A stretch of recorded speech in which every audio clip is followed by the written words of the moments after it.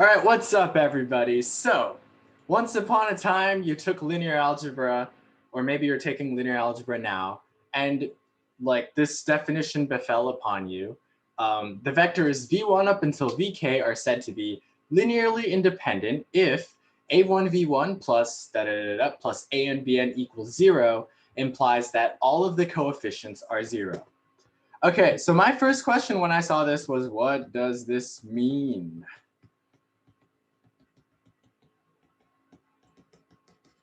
Question mark explanation point to show my exasperation. So here's a definition, right?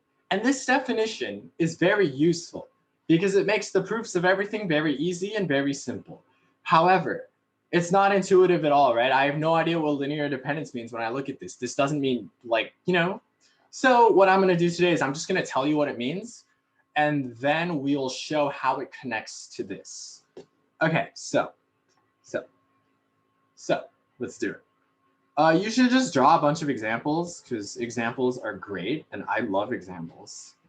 And they help you understand everything. So we're gonna look at two different scenarios in 2D, of course, because you should understand everything in 2D first before you go up. So yeah, okay. Now, if you watched my video on like spans, you might want to do that now, because if you haven't watched my video on spans, you might want to do that now because I'm going to use a lot of the concepts to explain what we're about to see here. Okay, so let's look at two different scenarios, one where two vectors v1 and v2 are pointing in the same direction, and one where v1 and v2 are pointing in different directions. Okay, so I'm just going to spoil it right now. Linearly independent in 2D is the same as saying they're not collinear. Not collinear. That they point in different directions. And this is very important. Similarly, or not similarly, like on the contrary, linearly dependent in 2D, well, you guessed it, it means collinear, right? So this picture on the left, this picture that we have here, this is linearly dependent. And this picture over here is linearly independent. Okay. Now, the definition says then, well, let's show how this connects to the definition, right? So because v2 points in the v1 direction, right? That means I can scale v1 by some magic constant. Well, it's not magic, it's a constant that I just like to say that. I can scale v1 by some constant, I multiply by like -1/2 or something to turn it into v2, right? So maybe -1/2, right? Okay, so maybe -1/2 or something. So that equation would then read AV1 equals V2. If I subtract V2 to the other side, then that says AV1 plus -1 V2 is equal to the 0 vector, right? Okay, well, A can't be 0. A can't be 0 because that would imply that V2 is the 0 vector, which it isn't. So A is not 0. And so what have I done here? What have I done here? I wrote the 0 vector as a linear combination of v1 and v2 using non-zero constants. Okay, if we go back to the definition real quick, well, if you add a1, v1 up until a and bn and you get 0, then all the coefficients have to be 0. That means linearly independent, right? So if I can find you a bunch of constants that aren't 0, that still make the thing add up to 0, then it's linearly dependent. In the case of 2D, being able to do that means that one of the vectors is a multiple of the other. For example, let's look at this. If a1 v1 plus a2 v2 is 0, then if a1 and a2 are not 0, I can say I can subtract to the other side, can I not? Minus a2 v2. And finally, I divide by this way. I divide by a1, right? So v1 is minus a2 over a1 v2. I can do that division because I know that a1 is not 0, right? Okay, well, this means they point in the same direction, right? In the same direction. Because v1, well, v1 is a scalar multiple, in this case minus a2 over a1, times v2. That means v1 and v2 point in the exact same direction, which is what we have in this picture over here, right? In this picture over here. So in 2D, linearly dependent means they're collinear. Okay, let's look at the case of linear independent, right? Well, let's think about how I can try to get the 0 vector out of these two vectors. So let's look at the span of this thing, right? The span of this thing is every possible linear combination I can get out of these two vectors. So just like in our span video, we look at everything in this v1 direction, and then we extend it along the v2 direction, right? So you look at this picture, and you look at all the possible things that you can get. Okay, well, there is only one way. There's exactly one way for me to get to 0, right? And that's if I just stayed there and did nothing. Because if I add any two like non-zero numbers, here, let's pretend that a1 is not 0, right? The coefficient of v1 is not 0. Then I'm somewhere along this path, right? Okay. Let's say that I ended up here, right? Well, now I can only travel in the v2 direction. And no matter how hard I try to go in the v2 direction, I will never get back to 0, right? I had to have already started at 0 and just stayed there. So this picture shows us,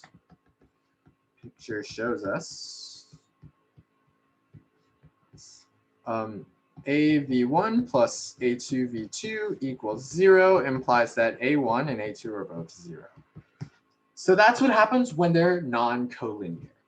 Okay, so now that we understand the 2D picture, let's upgrade that a little bit. Let's go up one dimension into 3D. So what does that look like? Okay, here we go. So 3D.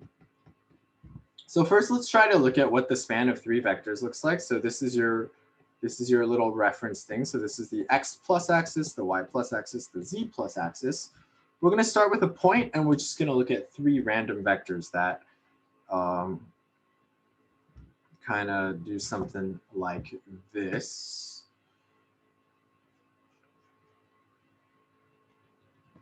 So I hope this is clear. I hope this picture makes sense. You can kind of, yeah. So here, let's draw a little plane so you can kind of see what they're on. So the purpose of this picture is, let's think about what the span of 3 vectors is supposed to be, right? Well, let's look at just 2 of them for now. So let's label these. Let's look at the vectors v1, let's look at v2, and let's look at v3, right? So let's just look at the span of v1 and v3 for now. So that is going to look something like, well, here I can just draw it actually. So here's v1, here's v3, and if I take the line corresponding to v1 and I slide the line corresponding to it's probably backwards, huh? But I slide the line for v3 along it, I get a plane, right? So this thing looks something like a plane. I'm just going to create a plane like this. Well, okay, what does it mean if I add a 3rd vector? What does that do to the span? So if you add in this 3rd vector, v2, instead of dragging a line along another line, now what I can do is I can drag this whole plane along this line here, right? So look at everything that this plane sweeps through. Well, that looks like 3D space, doesn't it? So it would look something like this. So let's pretend that this is the plane that you guys were just looking at. let's pretend this is the purple plane. And then what's happening is I'm dragging the planes, I'm stacking the planes along this line, right? Well, because these planes go out in infinitely many directions, then it doesn't really matter because these planes are eventually going to cover all of 3D space anyway. Okay, that is what it looks like when the three vectors are linearly independent. So linearly independent, three vectors are linearly independent in 3D is the same as saying either their span is R3, but to make it consistent with the previous one we did, they are not coplanar, right? I cannot, no matter how hard I try, contain all three of these vectors in the same plane. I just can't do it, right? You just can't. You can try, but if you just draw a vector between any two of the, or if you draw a plane between any two of the vectors, the third one's going to stick out, right? Which means they're not in the same plane. Okay. On the contrary, in the linearly dependent picture, oh geez, come on then. It would look something like this.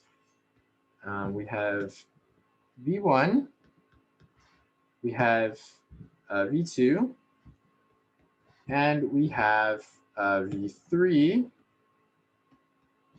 So this is linearly dependent is the same as saying their span is not R3, not R3. And then one of two things could happen. They are coplanar or collinear, right?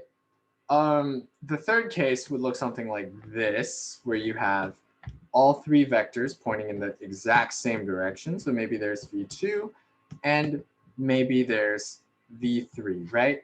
Okay, so let's look at what happens here. Okay, well, here, let me expand this plane a little bit because I think I need just a little more space to do this.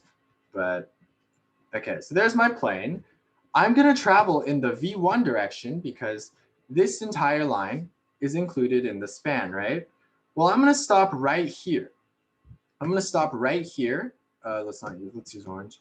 And I'm going to call this point A1V1, right? Now I go in this direction, and that actually just looks like a carbon copy of V2, right? But let's call it A2V2 because maybe it's a little off. I don't know. Well, what does that mean? If this is 0, which I'm going to declare that to be 0, and I traveled a little bit in the V1 direction, and then I traveled a little bit in the V2 direction, and I got to V3, well, the equation picture says V3 is equal to A1V1 plus A2V2, right? Because I started here, I moved in the A1 direction, and then I moved in the I moved in the V1 direction, and then I moved in the V2 direction, and I got to V3, right? That's the same as this equation right here. Okay, well, if that's the case, I can move everything to one side and say that A1V1 plus A2V2 plus minus 1 V3 is equal to 0, right? And so being coplanar means that one of the vectors is a linear combination of the others, which is the same as saying that I can add to 0 using constants that aren't all 0. Okay, so that's that. So just to recap real quick in 3D, linearly independent means they're not coplanar or that their span is all of R3. But not coplanar is a good way to think about it. They, like if you try to put a plane through two of them, the third vector sticks out. Linearly dependent could mean one of two things. It could either be this picture where all three of them sit in the same plane, or they're actually all in the same line, which is even harder to do, but you have all three things pointing in the same direction. Okay, let's do a numerical example because pictures might be confusing. So example, here's three vectors, 1, 0, 1, 0, 1, 1, and 2, 1, 3 are linearly dependent, right? And so, well, how do you check that? The answer is you put them in a bunch of rows. So you write them like this, 2, 1, 3. You put them in a matrix, and then you just row reduce echelon form the thing, right? So I'm just gonna do this real quick. Let's subtract 2 copies of row 1 from row 3. So this happens, and then what do you get? You get 0, 1, 1. Perfect. So now let's subtract 1 copy of row 2 from row 3. And I get 1, 0, 1, 0, 1, 1, 0, 0, 0. Oh my goodness, a row of zeros, right? A row of zeros. Let's trace what happened with the row operations to see if we can make sense of this, right? So how did I get to 0, 0, 0? Well, okay, here we go. You ready for some madness? I took 1 copy of row 3, right? I subtracted 2 copies of row 1 from it, and then I subtracted a copy of row 2 from it, right? Well, that's the same as saying that 2 copies of row 1 plus 1 copy of row 2 is equal to row 3. But remember, the rows were just the vectors. The rows were just the vectors.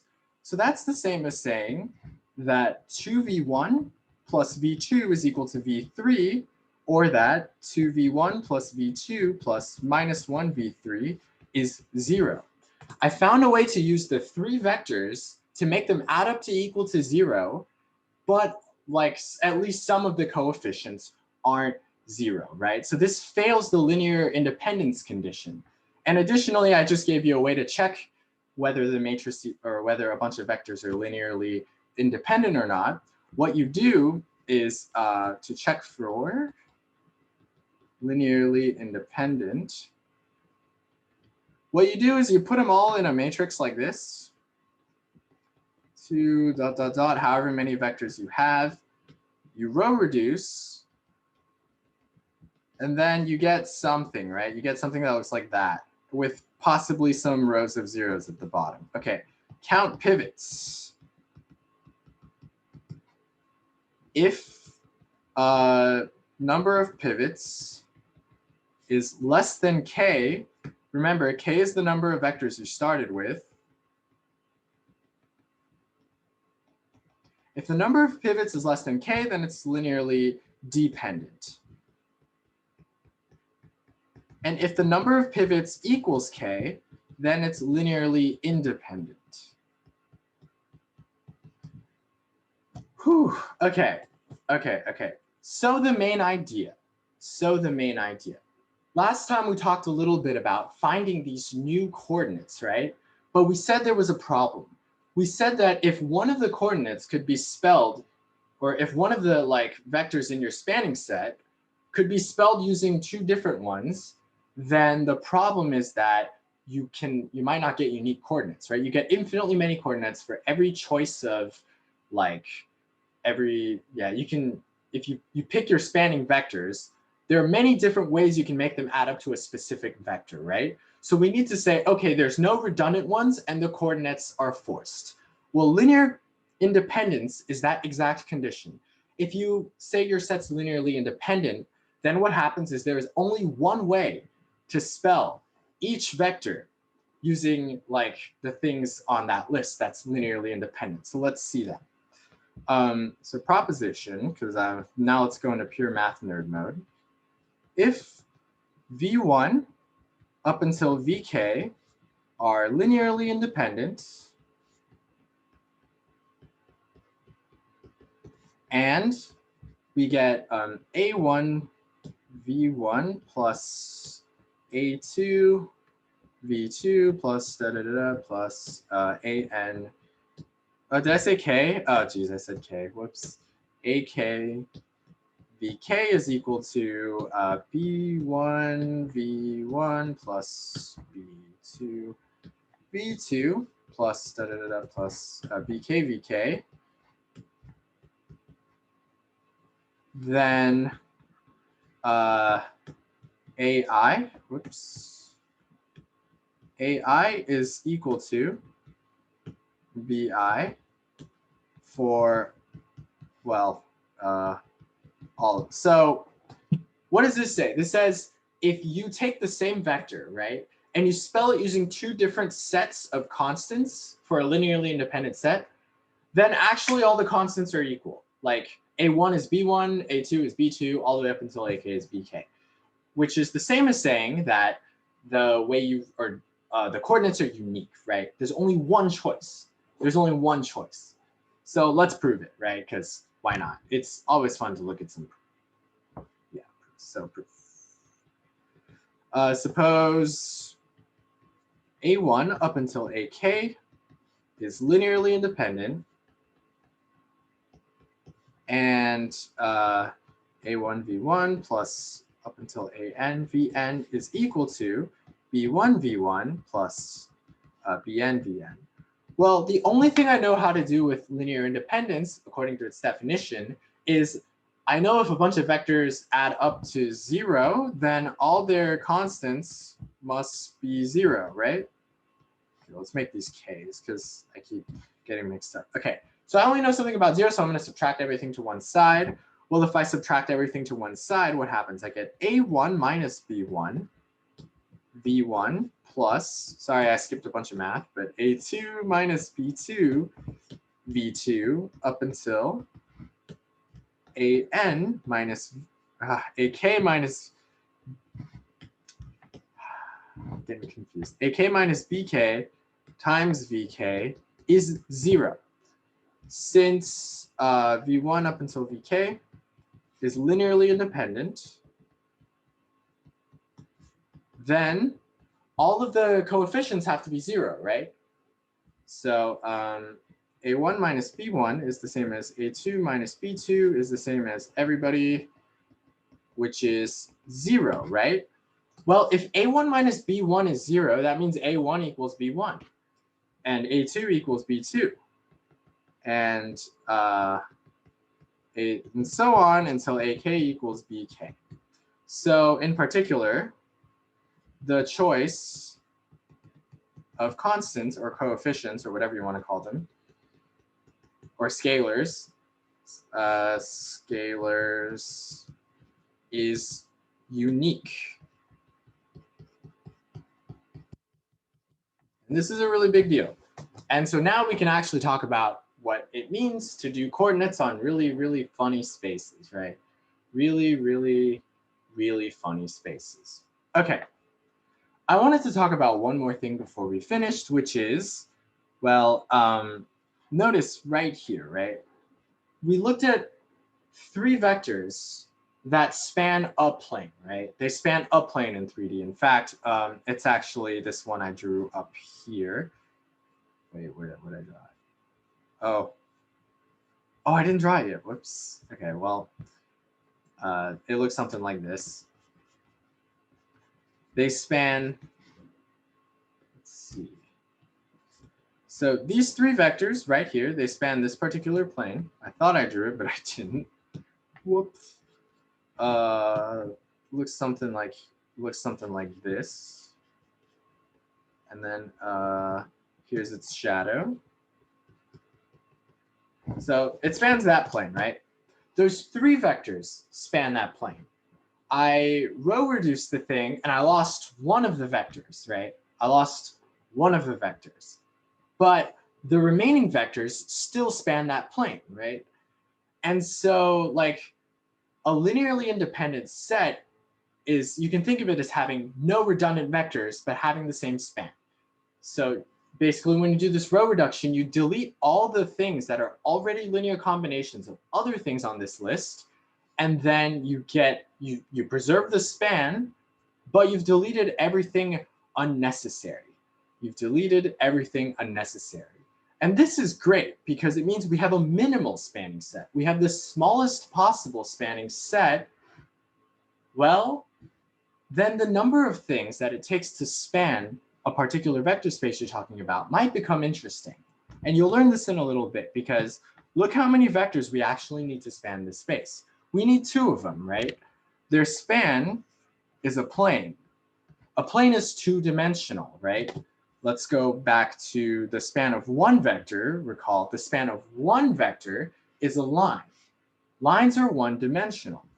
If you come over here, we look at the span of three vectors that are linearly independent. Well, their span's a 3D space.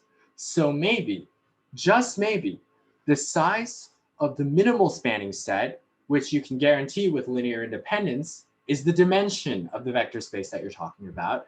And if you have a linearly independent spanning set, maybe that completely characterizes the space, right?